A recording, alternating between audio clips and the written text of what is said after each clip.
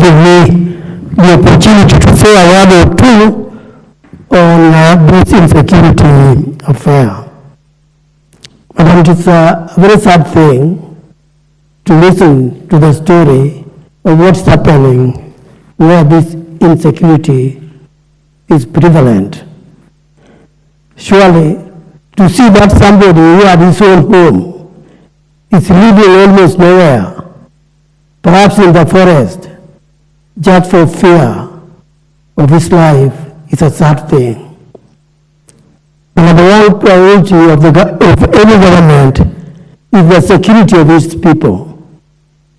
I appeal to the government to rise up to the occasion and do what is needed to cause peace so that our areas which are suffering can feel safe.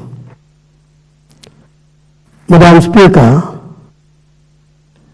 I know that there are causes, like the minority leader said, there must be causes for all this. But are these causes unique to these particular places alone? It is possible these causes are in other parts of this nation as well. But those places have not taken to arms in order that they can fight the battle going on elsewhere. We therefore, I can say, have potential problems in these other, quote, peaceful places, because indeed they are not peaceful. They have a potential problem waiting to occur. It is again very important and necessary for the government to rise up to the occasion and face the situation before they explode, to join the other parts of the country where problems are already on the surface. To see that we are talking of development, we are talking of progress, economic progress and so forth, where peace is not existing, is a waste of time. Our nation will never develop if what has started in these areas we are talking about are allowed to continue. We will not get anywhere with our effort. I mean, we pay a lot of tax so that we can improve our country. But then, who will be able to use the resources necessary for development if you do not know what's coming to you the next day? Individually and even as communities, if you know today but you don't know tomorrow, you cannot invest. You cannot try to accumulate anything that would add to your wealth if you have any.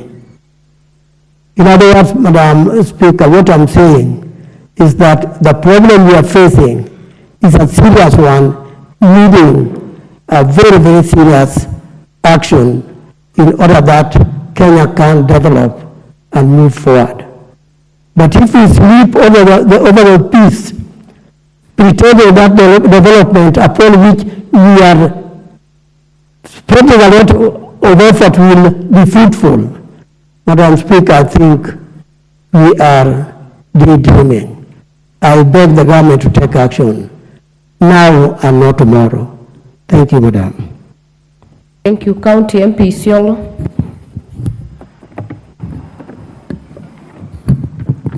Thank you, Madam Speaker. Madam Speaker, I want to stand to support this motion, hoping to capture the deep pains that pastoralists and families in this part of the country go through in the hands of these bandits who are roaming our lands with a lot of impunity that anyone cannot imagine.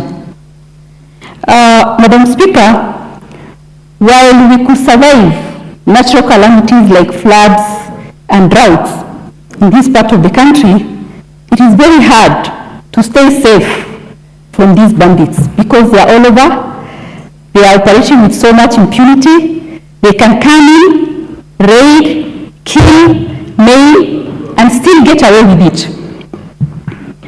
Madam Speaker, standing before you, I want to present a case of an innocent Form 3 girl by the name Fatuma Wako, who was leaving school just recently after closing. She was on her way home to see her parents on 1st April on the road, on Isiolo Merti Road. She was shot dead by these bandits. This left the parents and the family so devastated, and many other families so hopeless to the extent that they're even afraid to send the learners to schools anymore. Madam Speaker, further, what has left many families so helpless is the fact that even after these bandits have raided and taken all the lives and destroyed everything, it is amazing that the state could not go after them and recover those herds when they have complete intelligence on where the herds are and who are keeping it. Just to give you an example from my county, we do have 147 camels hidden in a Mukogodo forest, just like mentioned by Mheshimiwa here. It is known where, which boma, how many other bandits are involved, but there is no action from the government. So one is left to wonder, in a state where we have a security establishment and machineries that are functional, why is it so hard to go after these people, even after they've destroyed lives? At least recovering those herds will give some hope to families and these pastoralists. But still, the security agencies are not ready to go after them. So that can only embolden these bandits to come back again, kill, maim, and the cycle continues. Madam Speaker, this is a matter that has now killed so many hopes. It has broken families. It has taken away livelihoods. It has, I can't further describe it. And we can't normalize it, making it look like it's a normal thing on this part of the country and nothing can be done.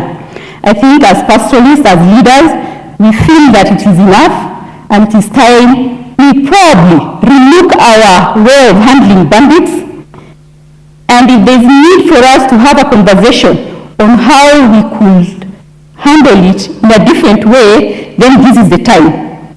This is the time. Thank you, Madam Speaker. Thank you. Member for Malakot West.